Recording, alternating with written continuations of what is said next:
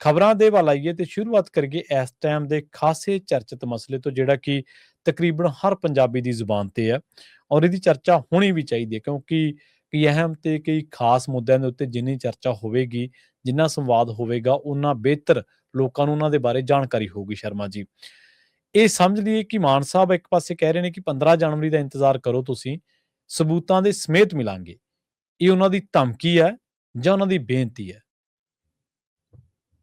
ਪ੍ਰਵੀਨ ਜੀ, ਜਥੇਦਾਰ ਗਿਆਨੀ ਕੁਲਦੀਪ ਸਿੰਘ ਗੜਗੱਜ ਜਿਹੜੇ ਤਖਤ ਸ੍ਰੀ ਕੇਸਗੜ੍ਹ ਸਾਹਿਬ ਦੇ ਜਥੇਦਾਰ ਨੇ ਔਰ ਕਾਰਜਕਾਰੀ ਜਥੇਦਾਰ ਵਜੋਂ ਸੇਵਾ ਨਿਭਾ ਰਹੇ ਨੇ ਸ੍ਰੀ ਅਕਾਲ ਤਖਤ ਸਾਹਿਬ ਦੀ, ਕੋਈ ਸ਼ੱਕ ਨਹੀਂ ਉਹਨਾਂ ਦੀ ਨਿਯੁਕਤੀ ਤੋਂ ਲੈ ਕੇ ਉਹਨਾਂ ਦੀ ਕਾਰਜ ਵਿਧਾ ਤੇ ਪੰਥਕ ਧਿਰਾਂ ਹੀ ਸਵਾਲ ਖੜੇ ਕਰਦੀ ਹੈ। ਜੀ ਜੀ, ਉਹਨਾਂ ਵਿੱਚੋਂ ਹੀ ਇਸ ਤਰੀਕੇ ਨਾਲ ਜਿਵੇਂ ਮੁੱਖ ਮੰਤਰੀ ਭਗਵੰਤ ਮਾਨ ਨੂੰ ਸ੍ਰੀ ਅਕਾਲ ਤਖਤ ਸਾਹਿਬ ਦੀ ਉੱਤੇ ਕਹਿੰਦੇ ਨਹੀਂ ਬੁਲਾ ਸਕਦੇ, ਇਸ ਲਈ ਅਸੀਂ ਸਕੱਤਰੇਤ ਬੁਲਾ ਲਿਆ, ਉਸ ਬੁਲਾਉਣ ਦੇ ਤਰੀਕਾਕਾਰ ਦੇ ਉੱਤੇ ਵੀ ਪੰਥਕ ਜਮਾਤ ਦੇ ਅੰਦਰ ਹੀ ਇੱਕ ਦਵੰਦ ਚੱਲ ਰਿਹਾ। ਠੀਕ ਹੈ ਜੀ, ਕਿ ਵੀ ਇਹ ਸਹੀ ਹੈ ਨਹੀਂ ਹੈ, ਉਹ ਕੇਸ ਕੱਟਦੇ ਆ, ਉਹ ਦਾੜੀ ਮੰਨਦੇ ਆ, ਉਹ ਬੁਲਾਏ ਜਾ ਸਕਦੇ ਆ, ਨਹੀਂ ਬੁਲਾਏ ਜਾ ਸਕਦੇ, ਇਹ ਤਰੀਕਾਕਾਰ ਸਹੀ ਹੈ ਜਾਂ ਗਲਤ ਹੈ, ਜੇ ਬੁਲਾ ਲਏ ਤਾਂ ਫਿਰ ਉਹਨੂੰ ਤਨਖਾਹ ਲਾ ਪਾਉਂਗੇ ਜਾਂ ਨਹੀਂ, ਕਿਹੜੇ ਨੁਕਤੇ ਤਹਿਤ ਕਿਹੜੇ ਸਿਧਾਂਤ ਤਹਿਤ ਲਾਉਂਗੇ, ਇਹ ਸਾਰੀ ਵਿਚਾਰ ਚਰਚਾ ਚੱਲੀ ਜਾਂਦੀ। ਜੀ ਜੀ, ਮਤਲਬ ਜਥੇਦਾਰ ਸਾਹਿਬਾਨ ਦੀ ਕਾਰਜ ਵਿਜਾ ਦੇ ਉੱਤੇ ਜੇ ਸਵਾਲ ਖੜਾ ਹੈ, ਪਰ ਮੁੱਖ ਮੰਤਰੀ ਭਗਵੰਤ ਮਾਨ ਨੇ ਜਿਵੇਂ ਸਾਹਮਣੇ ਤੋਂ ਕਿਹਾ ਕਿ ਵੀ ਮੈਂ ਤਾਂ ਨਿਮਾਣੇ ਸਿੱਖ ਵਾਂਗ ਜਾਊਂ, ਮੈਂ ਤਾਂ ਨਿਮਾਣੇ ਸ਼ਰਧਾਲੂ ਵਾਂਗੂ ਜਾਊਂ, ਮੈਂ ਤਾਂ ਉੱਥੇ ਨੰਗੇ ਪੈਰ ਜਾਊਂ,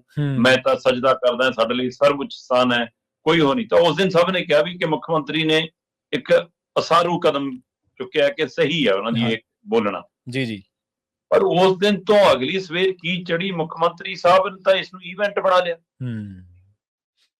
ਕੋਈ ਮੰਚ, ਕੋਈ ਸਟੇਜ, ਕੋਈ ਪਲੇਟਫਾਰਮ, ਕੋਈ ਸੋਸ਼ਲ ਮੀਡੀਆ ਦਾ ਹਵਾਲਾ, ਕੋਈ ਜਨਤਕ ਸਰਕਾਰੀ ਸਮਾਗਮ, ਕੋਈ ਪਾਰਟੀ ਦਾ ਸਮਾਗਮ, ਜਿੱਥੇ ਮਾਈਕ ਮੂਹਰੇ ਆਇਆ ਉੱਥੇ ਉਹ ਜੀ ਮੈਂ ਤਾਂ ਰਾਸ਼ਟਰਪਤੀ ਦਾ ਪ੍ਰੋਗਰਾਮ ਛੱਡਤਾ ਜੀ, ਮੈਂ ਤਾਂ ਕਹਿਤਾ ਜੀ ਮੈਂ ਤਾਂ ਉੱਥੇ ਹੀ ਜਾਊਂਗਾ ਜੀ, ਆਪਾਂ ਤਾਂ ਤਿਆਰੀ ਕਰ ਲਈ ਜੀ। ਫਿਰ ਬਕਾਇਦਾ ਤੌਰ ਤੇ ਟਵੀਟ ਕਰਕੇ ਕਿ ਲਓ ਜੀ ਮੈਂ ਤਾਂ ਬੇਨਤੀ ਕਰਦਾ ਜਥੇਦਾਰ ਸਾਹਿਬ ਨੂੰ ਤੇ ਲਾਈਵ ਰਿਕਾਰਡਿੰਗ ਕਰ ਲਿਆ ਜਦੋਂ ਮੇਰੀ ਪੇਸ਼ੀ ਹੋਵੇ, ਠੀਕ ਹੈ, ਲਾਈਵ ਚਲਾਇਓ, ਲੋਕਾਂ ਨੂੰ ਪਤਾ ਲੱਗੇ ਦੁਨੀਆ ਭਰ ਦੇ ਵਿੱਚ ਜਦੋਂ ਮੈਂ ਗੋਲਕਾਂ ਦੇ ਸਬੂਤ ਰੱਖਾਂ, ਪੈਸੇ ਦੇ ਲੈਣ ਦੇ ਲੋਕ ਦੇਖਣ ਤੁਹਾਨੂੰ ਤਲਬ ਕੀਤਾ ਗਿਆ। ਜੀ ਸਹੀ ਹੈ, ਤਲਬ ਕਰਨ ਵਾਲੇ ਵਿਅਕਤੀ ਦੀ ਜਵਾਬਦੇਹੀ ਹੁੰਦੀ ਹੈ। ਸਹੀ ਗੱਲ, ਬਿਲਕੁਲ। ਤੁਹਾਤੋਂ ਸਵਾਲ ਪੁੱਛੇ ਜਾਣੇ, ਤੁਸੀਂ ਉਹਨਾਂ ਦੇ ਜਵਾਬ ਦੇਣੇ ਆ। ਤੁਸੀਂ ਉੱਥੇ ਡਿਬੇਟ ਲਈ ਨਹੀਂ ਬੁਲਾਏ ਜਾ ਰਹੇ। ਜੀ ਜੀ ਜੀ, ਤੁਸੀਂ ਉੱਥੇ ਬਹਿਸ ਲਈ ਨਹੀਂ ਜਾ ਰਹੇ ਕਿ ਜਥੇਦਾਰ ਬਨਾਮ ਸੀਐਮ ਬਹਿਸ ਹੋਊਗੀ ਕਿ ਜਿਹੜਾ ਲਾਈਵ ਟੈਲੀਕਾਸਟ ਦਿਖਾਉਣਾ। ਹਾਂ, 2 ਦਸੰਬਰ ਸਭ ਦੇ ਜ਼ਿਹਨ 'ਚ ਹੋਏਗਾ। 2 ਦਸੰਬਰ ਨੂੰ ਜਦੋਂ 2024 ਨੂੰ ਸੁਖਬੀਰ ਬਾਦਲ ਤੇ ਅਕਾਲੀ ਲੀਡਰਸ਼ਿਪ ਬੁਲਾਈ ਗਈ ਤੇ ਉਹ ਸ਼੍ਰੀ ਅਕਾਲ ਤਖਤ ਸਾਹਿਬ ਦੀ ਫਸੀਲ ਦੇ ਸਾਹਮਣੇ ਸੀ ਔਰ ਉਹਦੀ ਕਾਰਵਾਈ ਲਾਈਵ ਚੱਲੀ। ਹੁਣ ਇਹ ਜਥੇਦਾਰ ਸਾਹਿਬ ਤੇ ਨਿਰਭਰ ਕਰਦਾ ਹੈ ਕਿ ਉਹ ਅੰਦਰ ਦੀ ਕਾਰਜ ਵਿਧਾ ਨੂੰ ਲਾਈਵ ਚਲਾਉਂਦੇ ਆ ਨਾ ਨਹੀਂ ਚਲਾਉਂਦੇ, ਉੱਥੇ ਦਾ ਉਹਨਾਂ ਦਾ ਪ੍ਰੋਸੈਸ ਕੀ ਹੈ ਉਹਨਾਂ ਨੇ ਦੇਖਣਾ ਹੈ, ਕਿਉਂਕਿ ਰਿਕਾਰਡਿੰਗ ਤਾਂ ਹੋਏਗੀ, ਰਿਕਾਰਡਿੰਗ ਵੀ ਹੋਏਗੀ ਤੇ ਲਿਖਣ ਦੀ ਪ੍ਰਕਿਰਿਆ ਵੀ ਹੋਏਗੀ, ਪੂਰੀ ਕਾਰਜ ਵਿਧਾ ਜਿਹੜੀ ਹੁੰਦੀ ਹੈ ਉਹ ਅਪਣਾਈ ਜਾਏਗੀ। ਸਹੀ ਹੈ, ਉਹਦੇ ਵਿੱਚੋਂ ਲਾਈਵ ਕਰਨਾ ਹੈ, ਬਾਅਦ ਚੋਂ ਦਿਖਾਉਣਾ ਨਹੀਂ ਦਿਖਾਉਣਾ। ਜੇ ਤੁਹਾਡੇ ਕੋਲ ਕੋਈ ਤੱਥ ਸਬੂਤ ਹੈਗੇ ਤੁਸੀਂ ਉਹਨਾਂ ਨੂੰ ਜਨਤਕ ਕਰ ਸਕਦੇ ਹੋ, ਬਈ ਕਰ ਦੋ, ਮੀਡੀਆ 'ਚ ਕਰ ਦੋ। ਫਿਰ ਪਰ ਸਵਾਲ ਇਹ ਹੈ ਕਿ ਕਿਹੜੇ ਸਬੂਤ ਜਨਤਕ ਕਰਨੇ ਚਾਹੁੰਦੇ ਹੋ ਮੁੱਖ ਮੰਤਰੀ ਸਾਹਿਬ? ਸਹੀ ਹੈ, ਬਿਲਕੁਲ। ਸ਼੍ਰੋਮਣੀ ਗੁਰਦੁਆਰਾ ਪ੍ਰਬੰਧਕ ਕਮੇਟੀ ਦੇ, ਗੁਰੂ ਦੀ ਗੋਲਕ ਦੇ, ਲੋਕਾਂ ਦੇ ਦਸਵੰਧ ਦੇ? ਬਿਲਕੁਲ।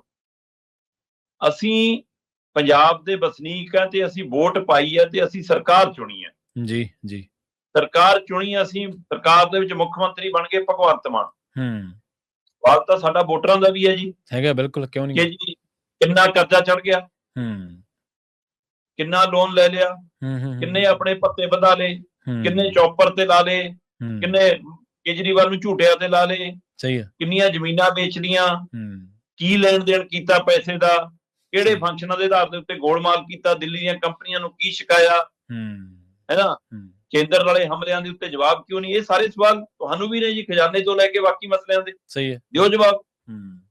ਇਸੇ ਤਰ੍ਹਾਂ ਸ਼੍ਰੋਮਣੀ ਗੁਰਦੁਆਰਾ ਪ੍ਰਬੰਧਕ ਕਮੇਟੀ ਵੀ ਪੂਰਾ ਇੱਕ ਪ੍ਰਕਿਰਿਆ ਹੈ, ਪੂਰੀ ਸਰਕਾਰ ਹੈ ਆਪਣੇ ਆਪ 'ਚ। ਜੀ ਬਿਲਕੁਲ।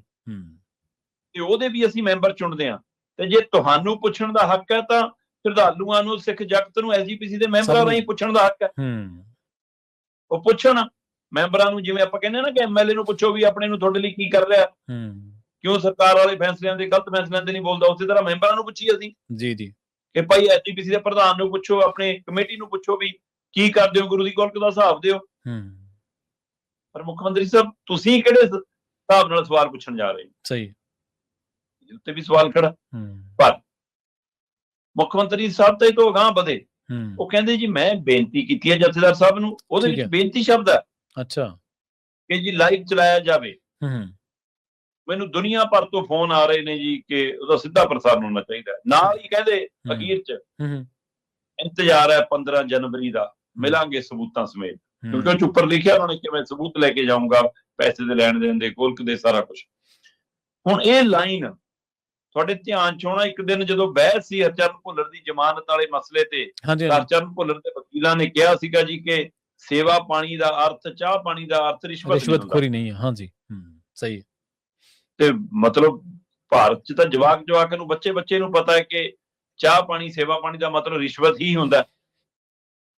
ਉਸੇ ਤਰ੍ਹਾਂ ਤੁਸੀਂ ਉੱਪਰੋਂ ਬੇਨਤੀ ਸ਼ਬਦ ਲਿਖ ਕੇ ਥੱਲੇ ਅਖੀਰ ਚ 5 ਲਾਈਨ ਮਾਰੋ ਕਿ 15 ਇੰਤਜ਼ਾਰ ਹੈ 15 ਜਨਵਰੀ ਦਾ, ਮਿਲਦੇ ਆ ਸਬੂਤਾਂ ਸਮੇਤ। ਕੱਲੇ ਨੂੰ ਪਤਾ ਹੈ ਕਿ ਲਾਈਨ ਦਾ ਅਰਥ ਕੀ ਹੈ। ਇਹ ਲਾਈਨ ਕਿਸ ਟੋਨ ਚ ਕਹਿੰਦੀ ਹੈ? ਬੇਨਤੀ ਵਾਲੀ ਟੋਨ ਤਾਂ ਨਹੀਂ ਦਿਖਦੀ। ਸਹੀ ਹੈ, ਬਿਲਕੁਲ। ਇਹ ਤਾਂ ਸਿੱਧੀ ਹੈ ਕਿ ਆ ਜਾ ਫਿਰ ਟੱਕਰਾਂਗੇ। ਇਸ ਲਈ ਤੁਸੀਂ ਕਰਨਾ ਕੀ ਚਾਹੁੰਦੇ ਹੋ, ਕਹਿਣਾ ਕੀ ਚਾਹੁੰਦੇ ਹੋ, ਇਹ ਤੁਹਾਡੀ ਬਾਡੀ ਲੈਂਗੁਏਜ, ਤੁਹਾਡੀ ਸ਼ਬਦ ਚੋਣ ਸਾਰਾ ਕੁਝ ਦੱਸ ਦਿੰਦੀ ਹੈ। ਸੋ ਕੀ ਇਸ ਟਕਰਾਅ ਚੋਂ ਰਾਜਨੀਤਿਕ ਲਾਹਾ ਕੱਟਣ ਦੀ ਕਵਾਇਦ ਹੋ ਗਈ ਹੈ ਜੀ? ਕਿ ਬਾਦਲ ਧਿਰ ਨੂੰ ਲੱਗਣ ਲੱਗਿਆ ਅਸੀਂ ਸੈਲਫ ਗੋਲ ਤਾਂ ਨਹੀਂ ਕਰ ਲਿਆ, ਅਸੀਂ ਭਗਵੰਤ ਮਾਨ ਨੂੰ ਘੇਰਦੇ ਆ ਕਿਤੇ ਉਸਨੂੰ ਹੋਰ ਬੜਾ ਤਾਂ ਨਹੀਂ ਕਰ ਦਾਂਗੇ, ਉਹਨਾਂ ਨੂੰ ਵੀ ਡਰ ਲੱਗਣ ਲੱਗਿਆ।